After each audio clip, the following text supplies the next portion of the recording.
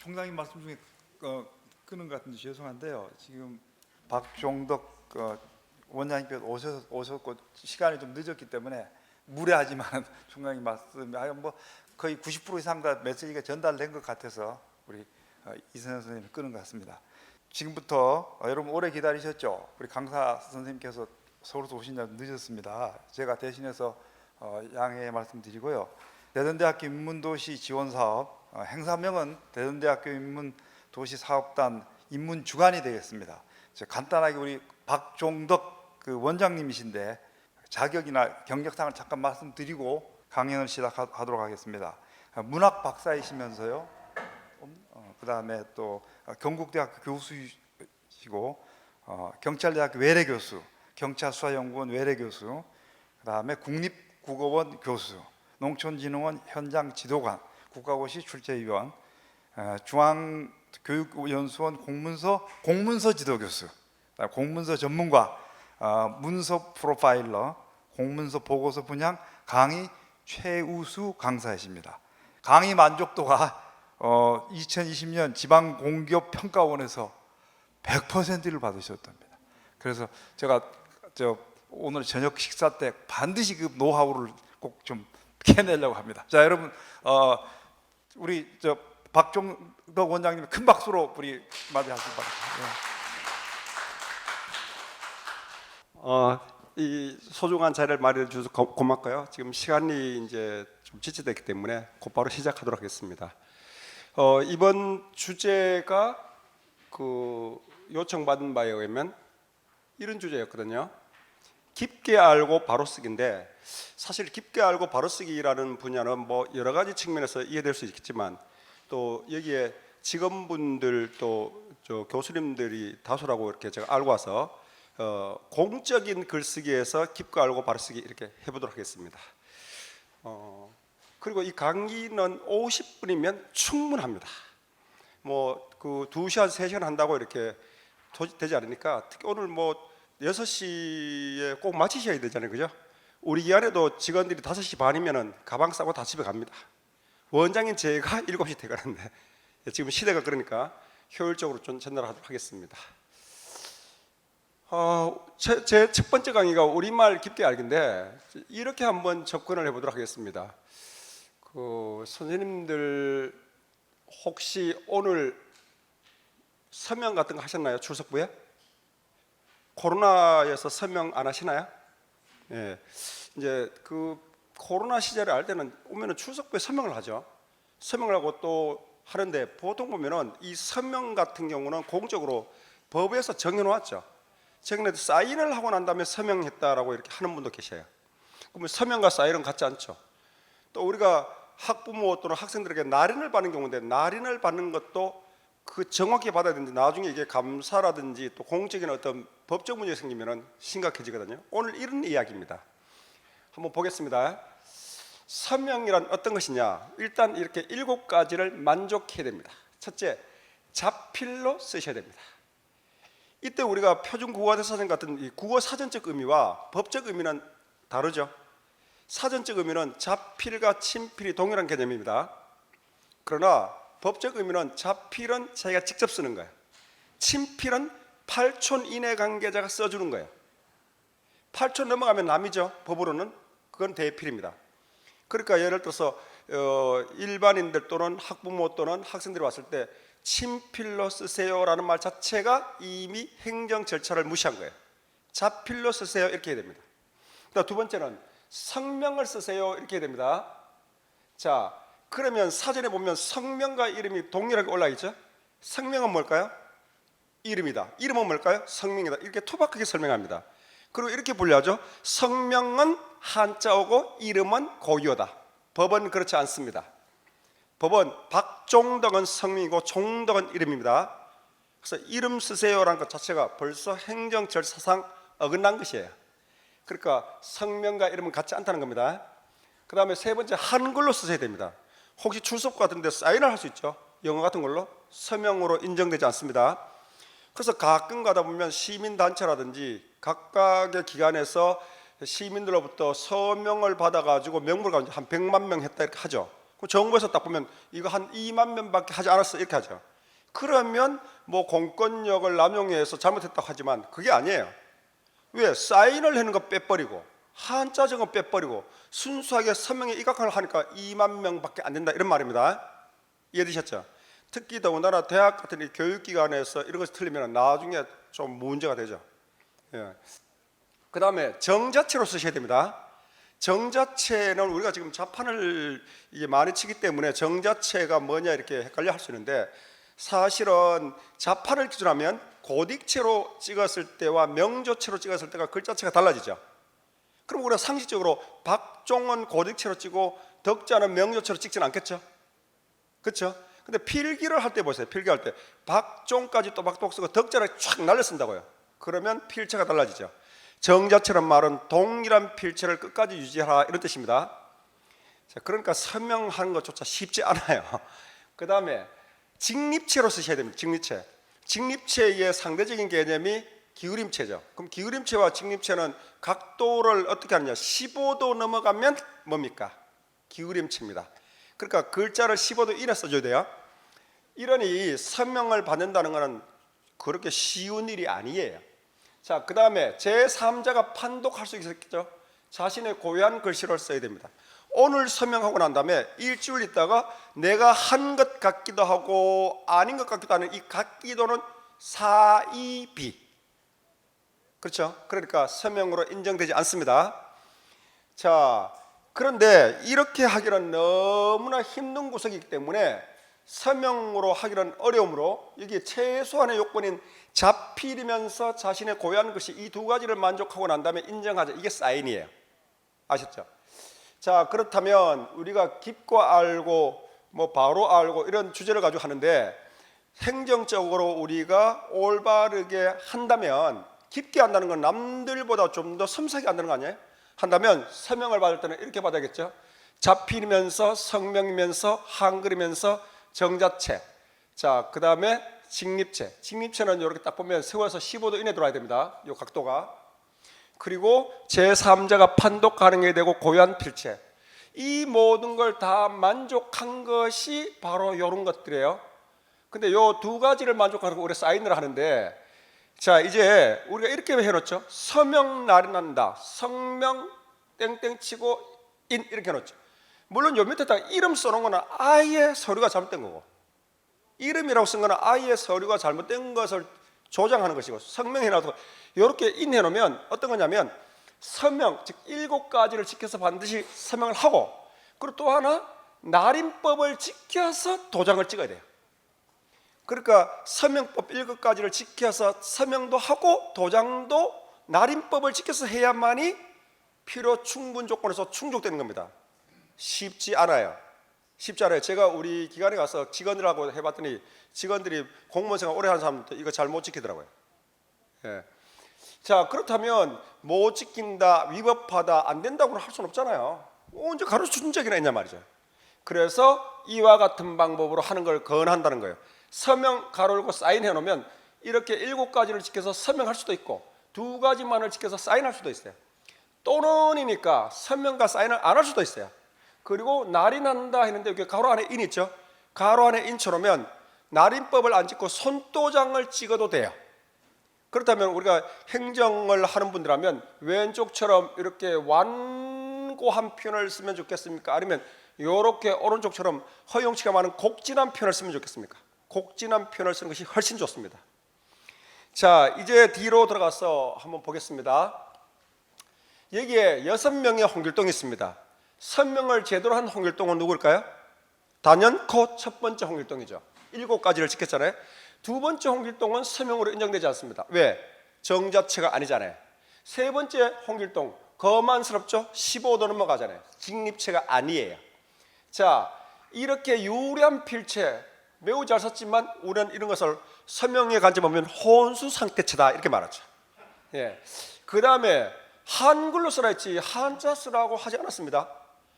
이걸 누가 정했습니까? 국회에서 격조 높은 의원님들께서 정하셨어요. 그래서 이분들이 제일 먼저 주경을 받았죠. 옛날에는 몽화 속에 나라 국자를 딱 해서 베이지를 달고 다니셨죠. 지금은 이렇게 달고 다니십니다. 국회라고. 이해되셨나요? 자, 이거는 우리가 한자를 써야 된다 말아야 된다 또는 한자 교육해야 된다 말아야 된다 이런 차원의 이야기 아니에요. 법이 한글로 쓰게 되어 있다. 왜냐하면 대한민국 다수의 분들이 가장 잘 공유할 수 있는 문자체계는 한글이다. 때로는 한자를 못 읽는 사람은 배제되죠.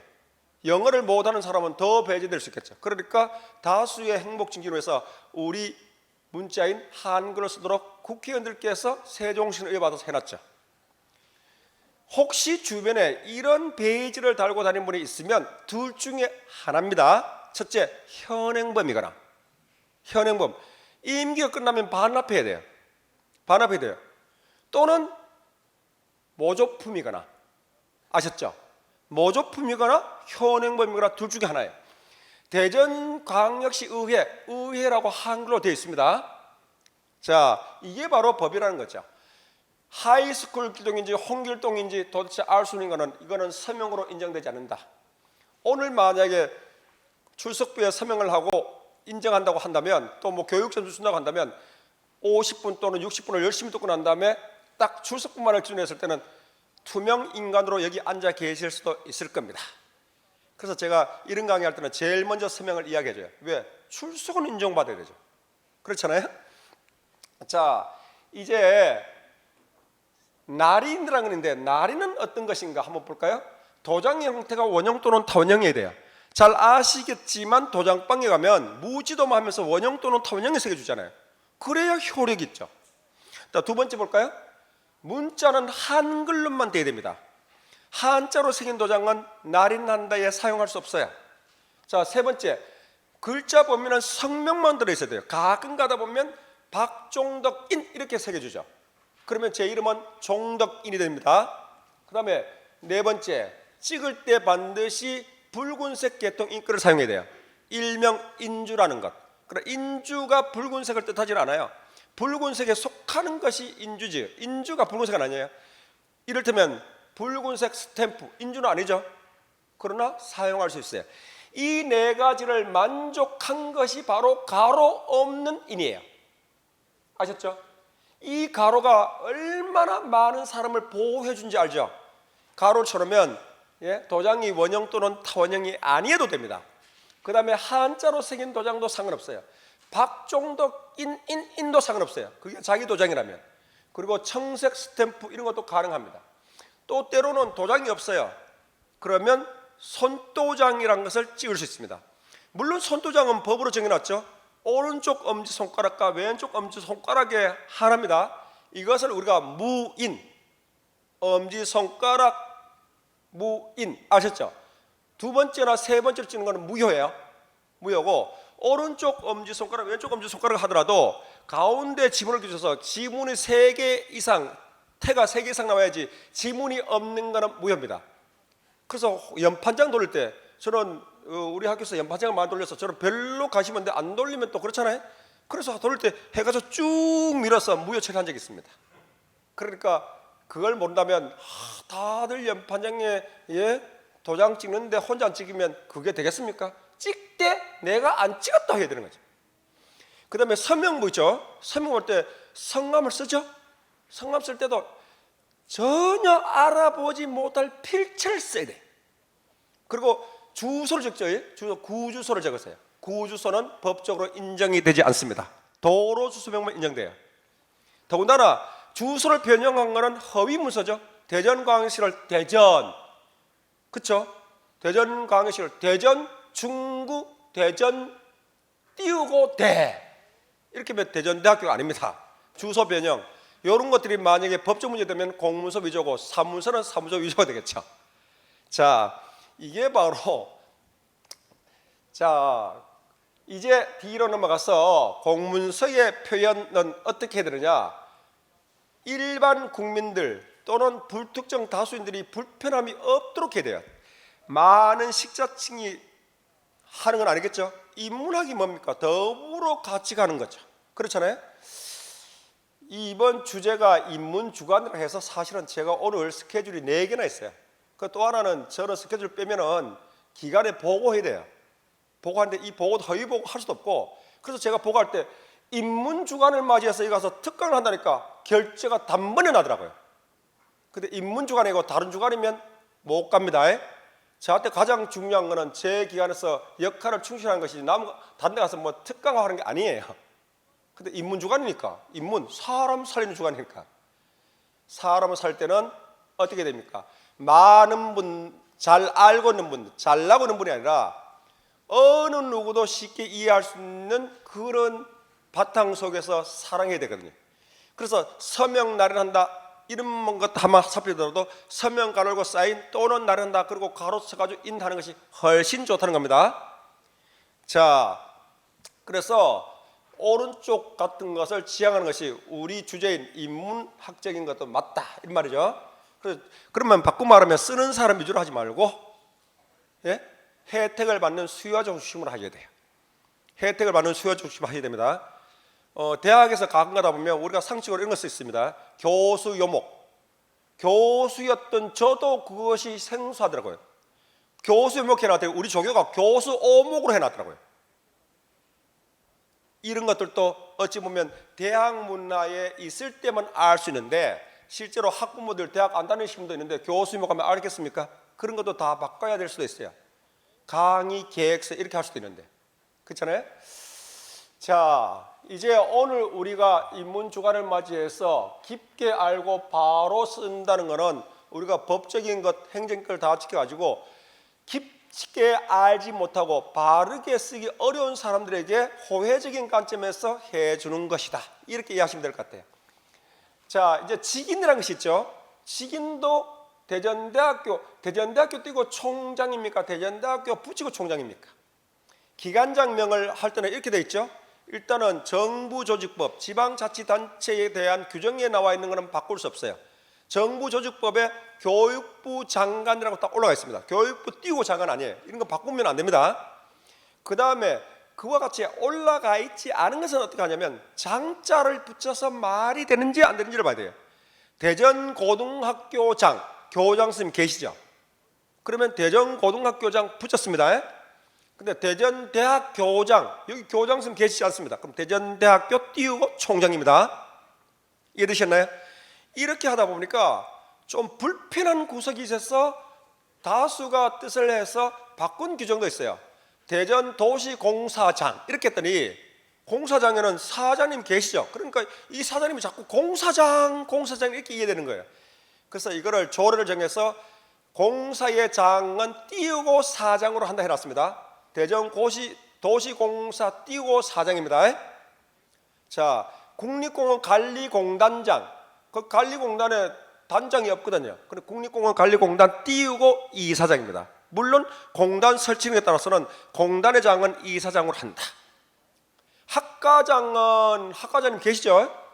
학과장 계시니까 학과장 붙였어야 됩니다. 총장님 띄웠어야 됩니다. 무슨 팀장은 팀의 장이 팀장 있잖아요. 붙였습니다.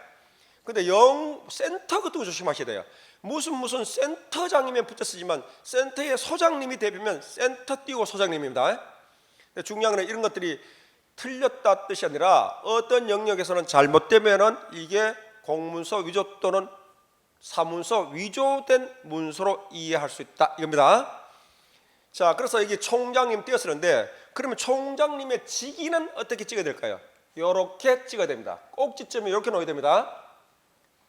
꼭지 이렇게 넣어야 된다. 근데 중요한 거는 이거를 총장님의 장자가 잘 안 보이니까 뒤에다가 이렇게 쫙 찍을 수 있죠. 뒤에다가 무효 처리됩니다.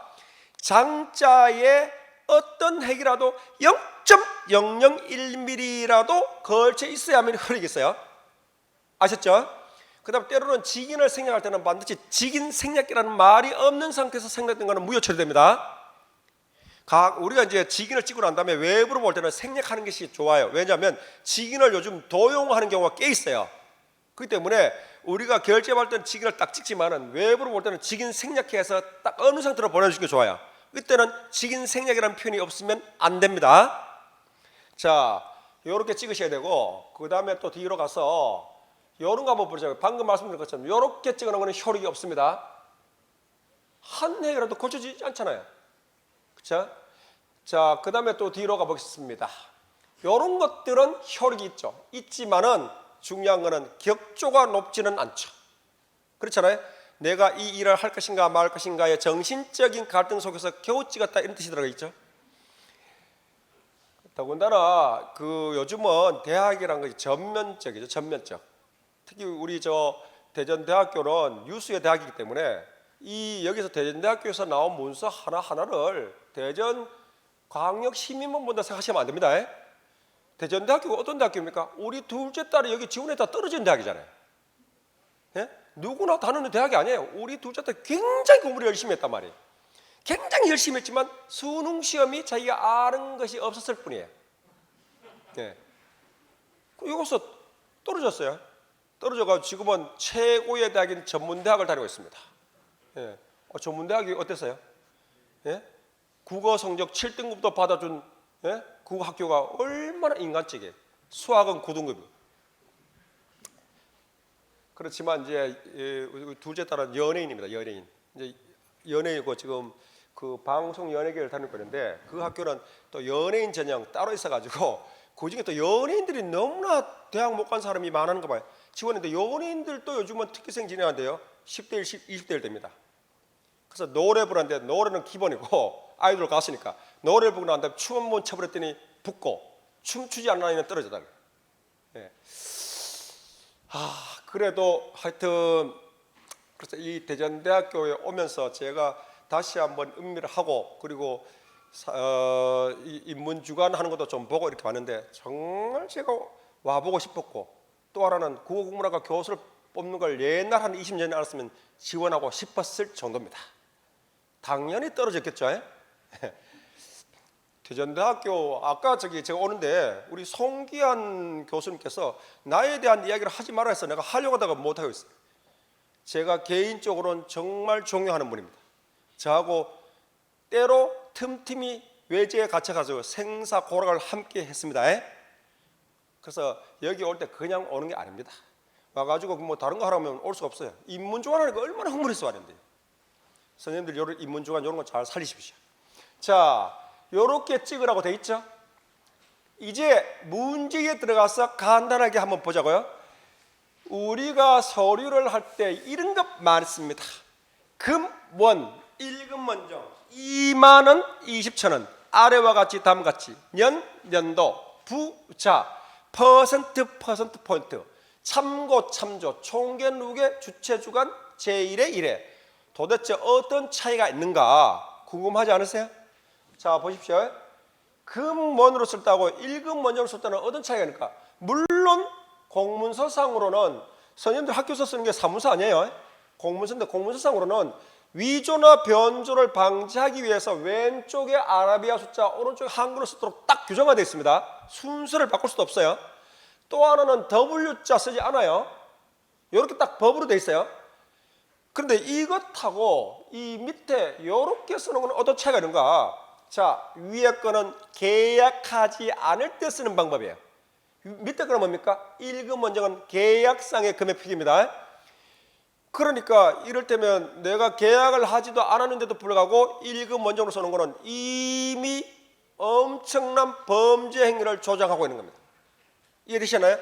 그러니까 지킬 박사와 하이드죠. 뭐 내가 요 공금을 유용할 것인가 말 것인가 내 마음속에 내가 계약을 하고 있는 거지. 그러니까 이런 용법 틀리게 쓰면은 굉장히 위험합니다. 물론 1금 원정이라는 뜻은 뭐냐면 일정한 한도로 정해진 금액인데 뭐로 정했냐? 원화로 정했다. 그래서 1금 원정이 되죠. 상식적으로 금은 원으로 끝나고 1금은 원정으로만 끝나야 됩니다. 금이 원정을 가거나 1금이 원으로 끝난 것은 그 자체로 잘못된 겁니다. 자, 그러니까 금원과 1금 원정의 차이를 아셨죠? 다음부터 잘 지키셔야 될 겁니다. 두 번째로 한번 보겠습니다. 여기 교재에 나와 있으니까 생략을 하고, 두 번째 2만 원하고 20,000원은 사안술적으로 동일하죠. 그러나 용법이 같지 않습니다. 때로는 2만 원의 동그라미가 4개니까 번거로워서 20,000원 이렇게 줄여 쓰는 경우가 있어요. 아니에요. 2만 원은 기준 단위가 없습니다.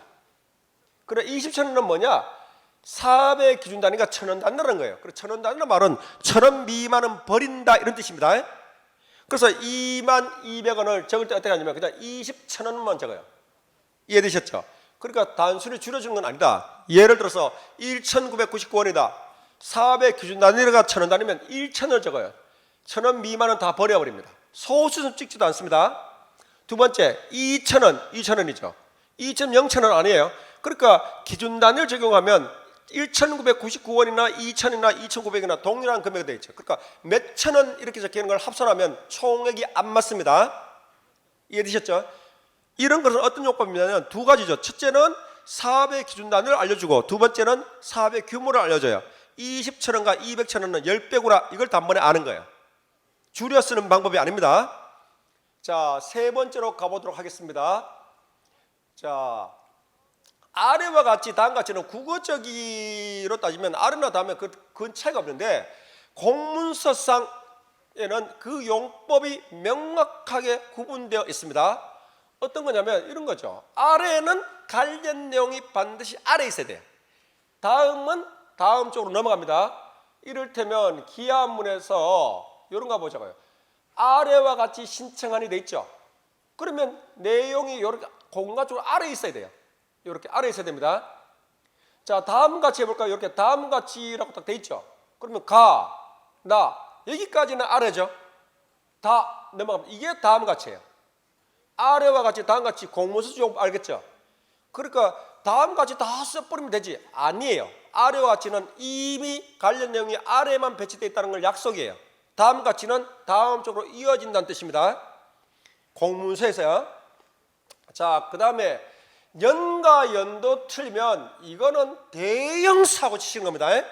대형 사고 치는 거예요. 2020 사업계획서와 2020년 사업계획서와 2020년도 사업계획서가 다릅니다. 지금 대학에서 2020 학년도 지금 제 2학기를 하고 있죠. 2020 학년 제 2학기 아니에요. 저번에 보니까 어떤 대학에서 학위 수여식을 하는데 2020 학년 후기 학위 수여식을 하더라고요. 아주 충격을 받았어요. 자, 도자는 뭐냐면 반복되거나 연속되거나 지속됐다는 뜻입니다. 작년에 어떤 사업을 했어요. 이어서 합니다. 그럼 2020년도예요. 물론 학년도 쓸 때는 회계가 3월 1일부터 2월 28일까지 그러면 학년도가 1월 1일부터 12월 31일까지 그러면 연도가 되겠죠. 좌우전 학년도든 간에 학년도든 연도든 간에 반복되고 연속되고 지속되면 도자를 넣어야 돼요. 방금 예를 들면 한번 볼까요? 2020 학년 후기 학위 수여식. 우리는 지금까지 학위 수여식을 해본 바가 없어. 앞으로도 할지 안 할지 몰라. 개교와 동시에 폐교를 선언하죠. 이 표현 하나가 학교의 운명을 그렇게 가볍게 정리해버리다니.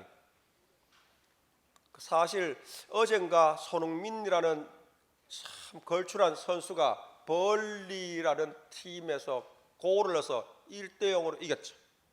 그렇잖아요. 근데 제가 신문기사를 보고 깜짝 놀랐어요. 깜짝 놀랐어요. 예? 토트넘이 1대0으로 승리하겠죠. 0대1로 승리하는 게 아니에요. 이해되셨나요? 만약 패했다면 토트넘이 1대0으로 패했다가 아니에요. 0대1로 패한 거예요. 1대0으로 승리하고 0대1로 패한 겁니다. 만약에 1대0으로 패했다고 하면 오보예요. 오보. 이해되셨죠? 그런데 거기 보니까 2019에서 2020 불이 이렇게 나왔더라고요. 년을 써야 되는지 연도를 써야 되는지 헷갈려 하더라고요. 자, 년과 연도를 정리하면요. 년은 반복성, 연속성, 지속성이 없는 겁니다. 아셨죠? 근데 2020년 사업계획서면 지금까지 한 바가 없는 거예요. 근데 앞으로도 할지 안 할지 몰라요. 일단 해보는 거예요. 그러면 이게 2020년 사업계획서입니다. 아셨죠? 그러면 아라비아 수점을 쓴 건 뭐냐면 둘 중에 하나예요.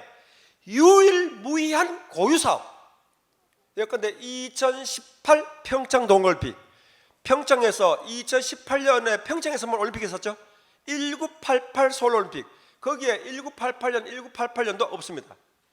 이런 것이 또 하나 있고 2020년이나 2020년도 쏘면 년과 연도 때문에 복잡해서 가독성이 떨어질 수 있죠. 이때는 디자인 기법으로 쓸 수 있어요. 디자인 기법 쓸 때는 원문에 보다가 글자를 줄이거나 뭐 좌우전 색깔을 집어넣거나 좌우전 바탕을 입히거나 해야 돼요. 여기에 2020 15번째 인문주간 있죠. 그럼 여기 인문주간에 대해서 2020은 글자체가 다르죠.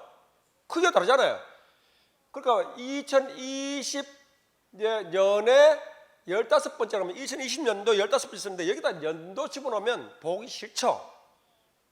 그래서 요게 겸손하게 작은 글씨로 인문주간 인문은 어떻게 키워놨습니까? 강조라고 해서 딱 키워놨잖아요. 그리고 이거는 여기를 다 2020 15번째를 전부 다 인문주간처럼 크게 놓으면 되겠습니까? 더군다나 이거는 얼마나 잘 돼 있습니까? 여기 보면 인문주간 글자 꼴들도 여기 색깔 조각 싹 스펙트럼을 줘놓고 맞죠? 이런 걸 통해서 우리는 말하지 않는 이 수준을 보여준다. 사실 이 수준을 아는 것도 수준이 있는 사람이 알아요. 저는 이걸 보고 저 카톡으로 찍어서 보내왔는데 이거 보고 제가 흥분했어요. 아, 오늘 강의를 정말 잘했구나. 좀 알고 있네. 자, 이걸 만약에 동일한 글자꼴로 해가지고 2020적으로 놓으면 허위 현수막이 됩니다. 그러나 이거는 디자인 및 시각 및까지 극대화했기 때문에 굉장히 잘 한 것이 되겠죠. 이런 거 바로 연과 연도라는 거죠. 그래서 2019학년도 제2학기, 2019학년도 하반기, 2019학년도 제2차 하셨죠? 1차가 있으니까 2차고, 그럼 1차가 있고 있으면 반복되잖아요. 전부 다 도자를 집어넣어야 되는 거죠. 자, 이제 뒤로 가서 요거를 한번 보도록 하겠습니다. 자자 부자 있죠? 이 자자 부자는 조심하셔야 됩니다. 2020점, 10점, 28점. 오늘이 10월 28일이죠. 2020년 10월 28일. 물론 연월일, 연월일을 세 가지를 동시에 쓸 때는 법이 이렇게 돼 있어요. 행정 효율과 협업 촉진에 관한 규정, 대통령령인데, 그래서 어떻게 되냐면 연월일 세 가지를 동시에 쓸 때는 연월일이라는 글자는 생략하고 그 자리에 온 점을 콕콕콕 찍어 돼 있어요. 그러니까 2020점 한다 띄우고 10점 한다 띄우고 28점 이렇게 되거든요. 근데 하여튼 2020년 10월 28일 날 예컨대 대전대학교 교직원 선발을 한다고 해보자고요. 대전대학교 교직원 선발해서 오늘 발표를 해요. 그래서 홍길동이라는 분이 합격자 명단에 있어요. 이 홍길동의 운명은 어찌 될지 한번 알아보자고요.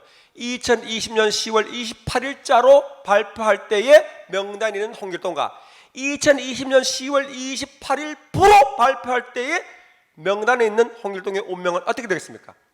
자자는 10월 28일자 날짜로 발표했다 뜻이기 때문에 합격하더라도 그분은 합격자일 뿐이지 대전대학교 직원이 아니에요. 그러나 2020년 10월 28일부로 합격자 발표하면 합격과 동시에 이미 대전대학교 교직원입니다. 이해되시나요? 그러니까 합격자 발표할 때는 부자로 하는 게 아니에요. 그날 합격과 동시에 그날 교직원이 설사되더라도 혹시 사람이 하는 일에 실수가 있을 수 있죠. 부자로 하는 것은 거의 정부문서에 찾아볼 수 없습니다. 임명되고 난 다음에 할 때는 이제 부자로 임명됐다 하겠지만 요즘은 부자로 임명되지도 않아요. 서류적인 착오가 있을 수 있기 때문에. 그런데 때로는 우리가 빛나는 응용력을 발휘해서 자자 부자가 기억이 안 나죠. 오늘 딱 가고 나면 5시 반에 마쳐야 되는데 이 생각밖에 없을 수도 있죠. 기억이 안 날 수도 있어요. 나중에 자료 찾아보지 뭐 이렇게 할 수 있죠. 오늘 이후에 자료를 찾아서 볼 확률은 이 지구가 다시 탄생하는 확률만큼이나 희박합니다. 오늘 해보고 알면 아는 거고 모르면 그냥 인문학적으로 즐겁게 사세요. 대신에 열심히 뭐 한 걸 자료 가지고 이렇게 찾아볼 수 있는 시스템을 해놔요. 기억하기는 어렵거든요. 그래서 빛나는 응용력을 발휘하죠. 2020년 10월 28일 합격자 발표. 아예 자자와 부자를 쓰지 않아요. 아예 안 써버리죠. 안 쓰면 부자로 인정한다는 기막힌 사실. 그래서 피해갈 수가 없어요. 고로 자자로 쓰는 것이 좋습니다. 물론 쓸 때는 격조높게 자자는 띄어쓰고 부자는 점 있으니까 부자 써야 돼요. 10월 28일 자, 28일 점 찍고 한타 띄우고 자고 28일 분은 점 찍고 붙여서 부자 써야 됩니다. 자, 그러니까 자자와 부자는 그런 의미가 있습니다. 퍼센트와 퍼센트 포인트는 너무나 많이 틀려서 자 이렇게 해보자고요. 1월 달에 10%가 취업을 했어요. 2월 달에 20%가 취업했습니다. 그럼 취업률은 몇 퍼센트 올라갔습니까? 100% 올라간 겁니다. 계산이 안 되면 곤란합니다. 그런데 20에서 10을 빼서 나오는 단순한 숫자인 10, 이거는 뭡니까? 퍼센트 포인트예요. 1월 달에 10%, 2월 달에 20%일 때는 10% 포인트 올라갔거나 100% 올라간 겁니다. 이거 틀리면 굉장히 곤란하겠죠. 각 대학이 해마다 취업률 발표를 하고 해마다 입시 개념을 발표할 때 퍼센트 개념을 써가지고 대부분 오보를 하고 있다는 사실이 기가 막혀요. 기가 막혀요. 요런 것 조심하셔야 됩니다. 우리 학교가 대학 평가할 때 제가 아주 태스크 포스 팀을 내었으면 막 조금 좋은 대학이 되보려고 열심히 노력한 결과 나중에 평가원이 오신 분이 와가지고 퍼센트를 계산해가지고 단번에 인정으로 내려앉았습니다. 우수 대학까지는 가려고 했는데 인정. 제가 건국대학교 충주 캠퍼스 국문과에 재직하고 있어요.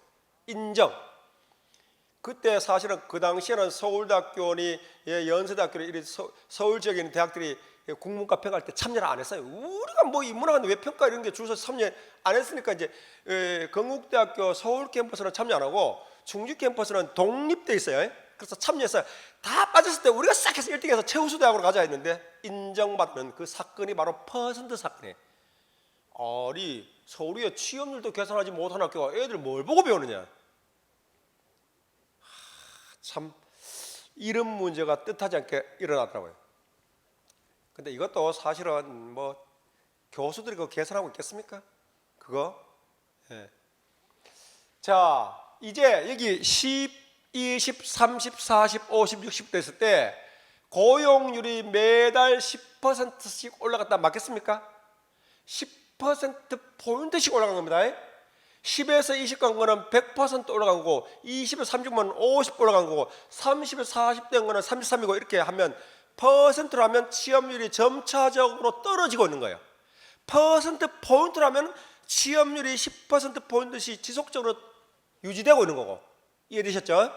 그래서 선진국인 우리나라 같은 경우에 사실 고용이라든지 경제 발전 지수가 몇 건데 1% 올라갔다는 이런 말은 굉장히 경제학적으로 힘들어요. 0.1도 올라가기 힘들어요. 이해되셨죠? 그 규모가 있기 때문에 이거 조심하셔야 됩니다. 근데 참고는 이거는 기한문에서는 뭐 잘못된 용어지만 행정적으로 굳어져 있기 때문에 수신자 참조란 말을 그대로 씁니다. 그러나 일반적으로 참조와 참고는 이런 뜻이죠. 선생님들 자 논문 쓸 때 참고 문헌으로 쓰십니까? 참조 문헌으로 쓰십니까? 참고 문헌이죠. 그 참고 문헌인데 참고 문헌에 10개의 문헌이 달려 있습니다. 내가 10개의 문헌을 참고해서 보았다는 뜻이지 10개의 문헌을 내가 적어 놓았으니까 보는 사람이 서로 비교하고 대조해서 견주어 보아라 라는 뜻은 아니겠죠? 자 정리하겠습니다. 참고는 그냥 보는 거예요. 참조는 2개 이상을 주고 난 다음에 서로 비교하고 대조해 보는 게 참조입니다. 내용 참고면 그냥 보아라 뜻이고 내용 참조는 주어진 자료를 서로 비교 대조해 보라는 뜻입니다. 대전대학교에 취업률을 주고 난 다음에 한밭대학교에 취업률을 줬습니다. 2개를 주면 내용 참조가 되겠죠. 이해되셨나요? 대전대학교에 취업률을 주고 난 다음에 충남대학교에 뭐 예컨대 입학 경쟁률을 줍니다. 하나는 입시율이고 하나는 취업률이죠. 비교할 수 있습니까? 기준점이 다르잖아요. 2개를 주더라도 내용 참고입니다. 참고와 참조는 구분하셔야 됩니다. 자 그런 의미가 있고 합계, 소개, 총계, 노계는 이거 틀리면 곤란해요. 잘 모르면 개 이렇게 써야죠. 개 그럼 이 격이 없죠. 그럼 틀리지는 않죠. 개. 자 관리비를 쫙 다 합니다. 뭘까요? 관리비 합계입니다. 무슨 말이냐면 동일 과목을 더한 것은 합계예요. 시설비를 쫙 더합니다. 시설비 합계겠죠? 관리비 합계와 시설비 합계를 합쳐보세요. 과목이 두 과목이죠. 총계요, 총계. 물론 총계를 할 때는 전체 과목을 다 더해야 되는데 부분 조금만 더하면 부분 총계를 하겠죠. 좌우지간 총계라는 말은 이질적인 과목을 더한 겁니다. 누계가 헷갈리죠. 누계가 헷갈리죠. 자, 학교 회계에서는 회계 시점을 어떻게 합니까? 3월 1일부터 2월 28일까지 끊어지죠. 그럼 올해 1월달 관리비, 2월달 관리비, 3월달 관리비, 4월달 관리비를 더하면 과목이 한 과목이기 때문에 관리비 합계냐? 아니에요. 1, 2월달 관리비는 회계연도가 다르죠. 3월달 관리비는 올해 거로 잡히죠. 그러니까 과목이 같으냐 다르냐와 상관없이 회계 시점이 다른 걸 더해준 것을 누계라 그래요. 그 1, 2, 3, 4월 관리비를 댔다. 그러면 관리비 누계가 됩니다. 근데 여기에 대전광역시청에서 할 때는 합계가 되죠. 시에서는 회계 시점을 1월 1일부터 12월 31일까지 합니다. 그럼 학교 회계가 좀 다른 면이 있어요. 누계의 누자는 회계 시점을 달리한 것끼리 누적시켜 놓은 것이다. 자, 소계는 별거 아니죠. 소계는 뭘까요? 합계를 대놨더니 엑셀상으로 표가 너무 이렇게 비대요. 그럼 분기별로 나눌 수 있죠. 그 분기별 나누어서 4개로 나누면 소계 1, 소계 2, 소계 3, 소계 4가 되겠죠. 소계 1, 2, 3, 4를 더하면 합계가 복원되겠죠. 자, 합계, 소계, 총계, 누계 구분하셔야 됩니다. 주체 주관은 자, 뭐 이거 다 아시다시피 주체 주관은 뭡니까? 교육부에서 이러한 것을 하는 것이 좋겠다고 기억을 하고 난 다음에 사업비를 주어서 대전대학교 보고 한번 해보세요 할 수 있죠. 주체는 교육부입니다. 실제 일을 하는 주관은 대전대학교죠. 이해됐죠? 이때 기관명을 쓸 때 조심하셔야 돼요.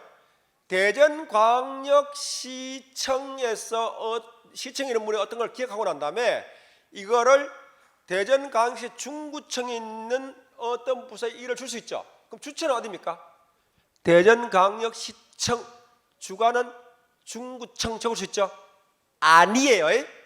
조심해야 됩니다. 대전광역시청은 기관 이름이 아니라 건물 이름이에요. 기관 이름은 대전광역시. 중구청 건물 이름입니다. 중구가 뭡니까? 기관 이름이죠. 그럼 이런 경우는 주체 대전광역시, 주관 중구. 그러나 예컨대 대전 경찰청이 있다 그러면 경찰청은 건물 이름이기도 하고 뭐예요? 이름이기도 하고 기관 이름이기도 합니다. 그러니까 주체 조활할 때는 건물 이름을 적는 거 아니에요. 대체로 보면 가끔가다 대전광역시청 주관 이렇게 뭐 주체는 거 이거는 건물이 와서 일한다 뜻이기 때문에 잘못된 겁니다. 주체 주관 적을 때도 조심하셔야 되고 이제 오늘 제1회 1회까지 하면 이제 끝날 것 같아요. 나머지는 교재 보고 쭉 하세요. 아셨죠? 5시 반인데 가장 좋은 거는 내용을 열심히 하는 것이 아니라 시간을 지켜주는 게 좋아요. 제가 오늘 차가 연착돼 가지고 기차에서 막 뛰었어요. 그랬더니 또 송기환 교수님께서 10분 일찍 오라고 SR 타고 오는데 10분 일찍 오래요. 그래서 10분 일찍 가기 위해서 열심히 뛰었습니다. 그렇더라도 끝나는 시간은 동일해야 됩니다. 선생님들 1회와 제1회 1차와 제1차 1기와 제1기의 차이점이 뭘까요? 제1회와 1회 제1기와 1기 제1차와 1차의 차이점이 뭘까요? 이것만 오늘 알아두셔도 할렐루야예요. 설명 제대로 하시고 그죠? 그리고 제1회 1회 제1기 1기 제1차 1차만 알아도 요 대전대학교 교본을 나왔으면 나는 이미 지적 수준의 최고치가 있어요.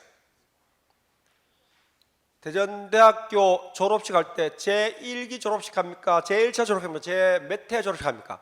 제 몇 회죠? 대전대학교 졸업식 할 때 대체로 몇 월 달에 하죠? 2월 달에 하죠. 날짜는 한 하루 이틀 바뀌더라도 2월 달에 하는 건 변함이 없죠. 또 졸업식을 몇 번 합니까? 학부 졸업식 뭐 여름밖에 겨울까지 있겠지만 대체로 1년에 한 번 하는 걸로 돼 있잖아요. 자, 정리하겠습니다. 제자는 이미 정해진 겁니다. 이미 1년의 사업을 우리가 5번 하기로 했어요. 1년의 사업을 5번 하기로 했습니다. 그럼 무조건 제자를 집어넣어야 돼요. 1년에 우리가 학기를 2학기제로 한다고 정해놓았어요. 그러면 이미 제자를 집어넣어야 돼. 제1학, 제2학기, 뭐 제1학기, 알겠죠? 집어넣어야 됩니다. 제자. 그런데 우리가 이렇게 만날 수 있습니다. 이번 주말에 우리가 한번 모처럼 한번 만나보지 뭐. 만날 수 있죠. 이번에 만났는데 몇 번째 만나지? 가만히 생각하니까 이번에 2번째 만났어. 그러면 제자 빠져요. 2회 만남이에요. 2회 만남. 이해되셨나요? 그런데 사전에 우리가 매달 며칠 만나기로 하고 1년에 한 번씩 만나지만 제자를 집어넣어야 됩니다. 근데 회자는 뭐냐면 돌아오는 주기가 일치해야 돼.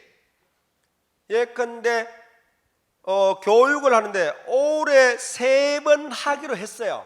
3번 하기로 하고 난 다음에 그 중에 첫 번째예요. 그러면 제1, 그죠? 두 번째가 제2, 세 번째가 제3인데 이와 같은 동일한 것을 내년에도 할 수 있죠. 내년에 하는데 올해 3월, 6월, 9월에 했습니다. 내년에도 3번 하면서 3월, 6월, 9월 해요. 그러면 제1회, 제2회, 제3회 2021년 제1회, 제2회, 제3회 돌아오는 반복 주기가 일치할 때는 회자입니다.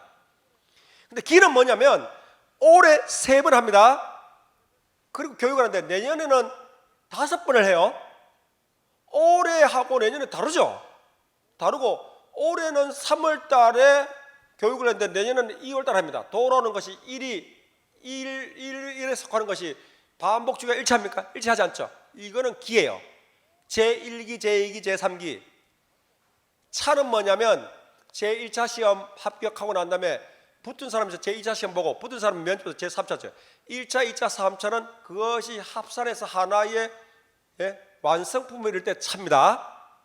이해되셨죠? 그러니까 1차냐, 2차냐, 1차냐, 1기냐, 1회냐 다 달라요.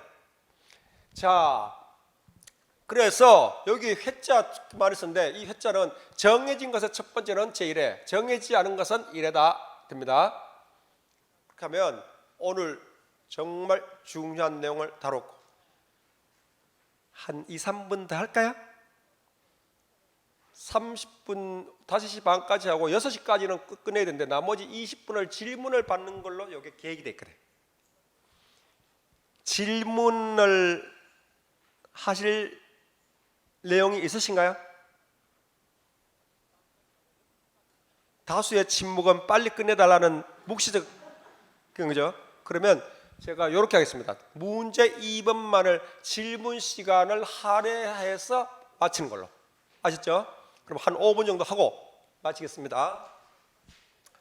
여기 보면 이런 것들은 알아도 되겠죠. 금 3천인데 금 3천은 이렇게 왜 번거롭겠냐? 위조, 변조, 우려가 있다는 걸 전제로 하겠죠. 그렇잖아요? 공문서상 표현이고. 그런데 사람이 하는 일이라 이런 일이 있을 수 있죠. 3천원인데 적다 보니까 나중에 3천원 적어놨는데 가로 안이 4천원이에요. 그럼 무효입니까? 3천원입니까? 4천원입니까? 요렇게 순서를 왼쪽에 아랍어 숫자, 오른쪽 한글로 하는 이유를 알겠죠? 자, 일단 위변조 하지 마라 뜻도 들있고 또 하나는 왼쪽에 아라비아 숫자로 하는 이유는 뭐냐면 아라비아 숫자가 눈에 훨씬 빨리 들어와요. 빨리 들어온다는 건 식별 기능입니다. 오른쪽에 한글은 뭐예요? 위조, 변조, 방지 기능이죠. 서로 다를 때는 위변조, 방지 기능을 우선하니까 B는 4천원으로 인정됩니다. 애초 이런 일이 없어야겠지만 혹시 이런 일이 있을 때는 가로 안을 인정한다 알아두셔야 돼요. 그런데 C를 보니까 인정하고 싶어도 할 수 없어요. 3천이 어디 있어요? 이런 오타인 거는 인정을 할 수 없잖아요. 그럼 무효가 아니라 다시 왼쪽으로 돌아와서 3천원도 인정합니다. 1금 원정은 아까 말씀드린 계약상의 금액이라는 것 맞죠? 자, 참고, 참조, 주체, 주관 아까 설명했으니까 생략하고 고시, 공고는 뭡니까? 고시는 법률행위예요. 법률행위. 법에서 정하도록 정해져 있고 개정되거나 폐기되지 않은 한 효력을 취소시킨 게 고시고 공고는 행정행위입니다. 행정행위. 그러니까 편의를 위해서 해주는 게 행정행위죠. 자, 이 우리가 저 게시란에다가 이렇게 아이들 뭐 이번에 뭐 공사를 이렇게 하고 있어요라고 안내를 해줘요. 고십니까 공고입니까? 공고죠. 그거는 편의를 위한 거니까 해줘도 되고 안 해줘도 되고 하는 것을 게시란에 안 하고 인터넷으로 해도 돼요. 그러나 고시는 반드시 정해놨습니다. 지면을 통해서 어떻게 하고 인터넷 매체를 통해서 어떻게 하고 이렇게 딱 정해놨어요. 방법까지. 자, 그 다음에 자자 부자 끝났고 한글 맞춤법과 공문서가 반드시 일치하는 것만은 아닙니다. 이를테면 이런 거예요. 한글 맞춤법 띄어쓰기에 보면 성씨가 두 자인 경우 예컨대 선우, 선우휘 성과 명을 붙였을 수도 있고 띄었을 수도 있어요. 그러나 공문서적 행위는 그렇지 않죠. 단번에 알아야지 이 사람이 성씨가 선씨인지 선우씨인지 물으면 안 되잖아요. 그래서 이렇게 특별 규정을 해놨습니다. 선우희라고 붙여서 놓은 경우는 성씨가 선씨고 선우씨는 반드시 띄었어야 됩니다. 다해서 그 선우용녀 이런 식으로 내자면 아 선우씨구나 많이 알겠지만 선우휘 불꽃을 쓴 작가 선우희라는 작가 그러면 아이들 보고 성씨가 뭐냐면 선씨라고 하는 아이도 있고 선우씨라고 하는 아이도 있어요. 하기야 요새 참 고등학교 교과서 이렇게 하다 보니까 굉장히 재밌어요. 예. 뭐 요새 아이들이 한자 교육을 안 받아가지고 굉장히 황당한 일이 많아요. 실명시 이렇게 하니까 성씨가 실이고 이렇게 명시라 그래요. 무명시라고 성씨가 무시고 이렇게 명시라 그래요. 그래서 요즘은 아이들을 비해서 지은이 모름 이렇게 해놔요. 참 말도 길고 참 슬퍼요 슬퍼. 예? 월명사에 놨더니 아이들이 성씨가 월씨 우리나라 월씨가 다 있네. 이렇게 월씨 이름 명사라 그래요. 명사. 참 이거는 참 그런데 하여튼 선우희 전조편 있죠. 전조편 대전대학교의 교직원 전조편을 대전.ac.kr 뭐 하여튼 그래 주죠. 대전에 DJU인가 이렇게 주죠. DJU 골뱅이 뭐 ac.kr 주죠. 이 전조편을 가지고 혹시 지인들에게 편지를 보낸 적은 없습니까? 또 그 전조편을 통해서 지인들이 혹시 보낸 걸 내가 받은 적은 없습니까? 사실은 공용 메일, 대전 대학교 공용 메일은 공적인 용도로만 사용해야 됩니다. 그러니까 예를 들어 강의 의뢰를 할 때 이렇게 오세요라고 우리 송 교수님께서 저한테 보냈어요. 그 공적인 거죠. 네가 와도 되고 안 와도 이게 아니고 공적인 거죠. 거기에 대해서 내가 답변하면 가겠습니다는 의사를 공적으로 표현한 거죠. 공용 메일로 맞습니다. 근데 그게 아니고 밥 좀 먹었니? 요즘 어떻게 지내니? 안부 편지를 하실 수 있죠. 공문서를 보내신 거예요. 또 공문서를 받으신 거예요. 고로 기관 메일을 공적인 용도 아닌 사적인 용도로 쓸 때는 때로는 그것이 문제가 됩니다. 특히 공무원 같은 경우 코리저 KR 사건이 있었어요.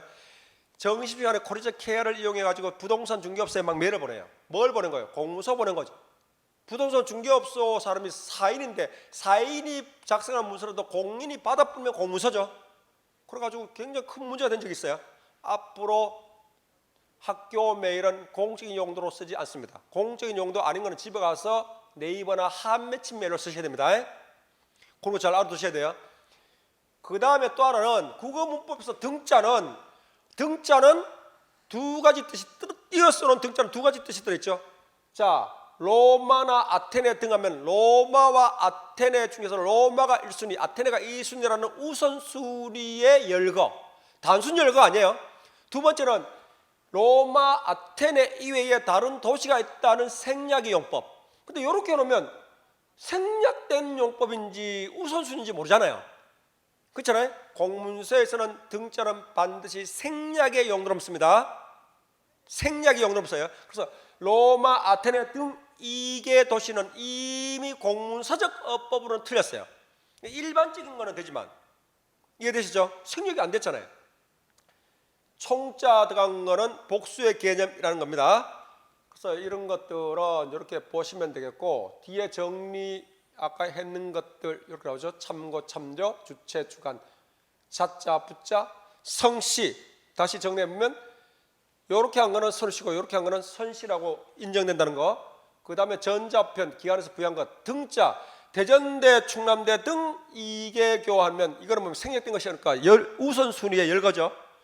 대전대, 충남대 등 4교하면 2개 생략돼 있죠. 그러나 공문서에서는 첫 번째 용도는 사용하지 않습니다. 잘 알아두셔야 됩니다.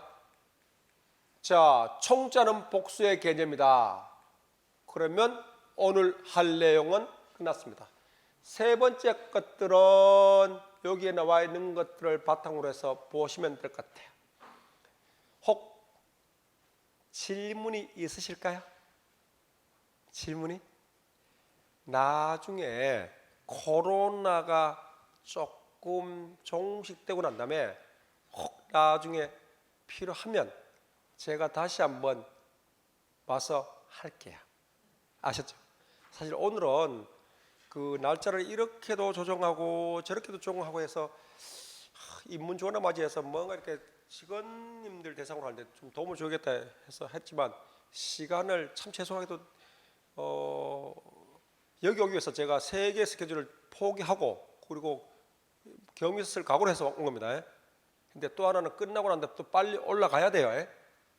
그래서 이런 정도로 하고 아쉽지만 다음 기회를 약속하는 걸로 하겠습니다. 괜찮으시겠습니까? 예.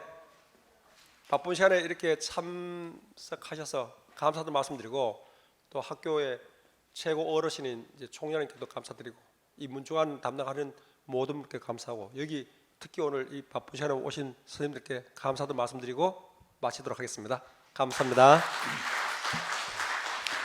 예, 박종덕 원장님 수고하셨습니다. 그리고 박 원장님께서 말씀하셨지만은 이게 그 굉장히 중요하고 또 어려운 것 같아요. 그죠 여러분? 너무너무 중요하고 또 그런데 이제 시간상 늦은 시간에 시작을 해서 늦게 끝나니까 또 원장님께서도 여러분한테 전해주고 싶은 좋은 그런 내용들이 있는데 빨리 하시고 그럴 수밖에 없죠 여러분. 근데 양은 또 많고 그래서 조금 아쉬운 면이 없지 않아 있는 것 같습니다. 그래서 다시 한번 오신다니까 다시 한번 코로나19 지난 다음에 오실 때 그때는 뭐 환영 그저 현수막이라도 한번 걸었으면 좋지 않나 이런 생각 들고요. 다시 한번 수고해 주신 우리 박종덕 원장님 박수 뜨거운 박수 한번 부탁드리겠습니다. 예. 그러시고 그 우리 퇴근 시간이 이만 넘었는데까지 이렇게 늦게까지 참석하셔서 진지한 그 자세를 해주신 여러분한테 제가 사회자로서 감사 인사를 드립니다. 제가 잠깐 농담을 하면요, 제가 오늘 양복을 1년 만에 입고 나왔어요. 아까 저를 보고 이상하다 그러고 멋있다 그러고 멋있다 한 사람들이 몇 수 있어요. 내가 꼭 기억해 둘 거예요. 코로나 때문에 양복을 가만히 생각해 보니까 1년 동안 한 번도 안 입어요. 학교에 올 때. 그리고 오늘 학생들 보니까 너무 좋죠 여러분. 그리고 우리 직원 선생님들 보니까 너무 행복합니다. 그래서 여러분 저 얼굴을 보니까 좋죠 여러분. 명희 선생 어디 가서 도망갔네. 오늘 뜻깊은 시간이 된 것 같습니다. 그리고 또 직원 선생님들께서도 서로 못 보시다가 이렇게 보시니까 또 좋은 시간이 된 것 같고요. 뭐니 해도 이 너무 중요한 내용을 다음에는 또 알차게 공부할 수 있는 시간이 있을 것 같습니다. 여러분 늦은 시간에 수고하셨고 우리 모두를 위해서 박수 한번 치면서 마치도록 하겠습니다. 수고하셨습니다.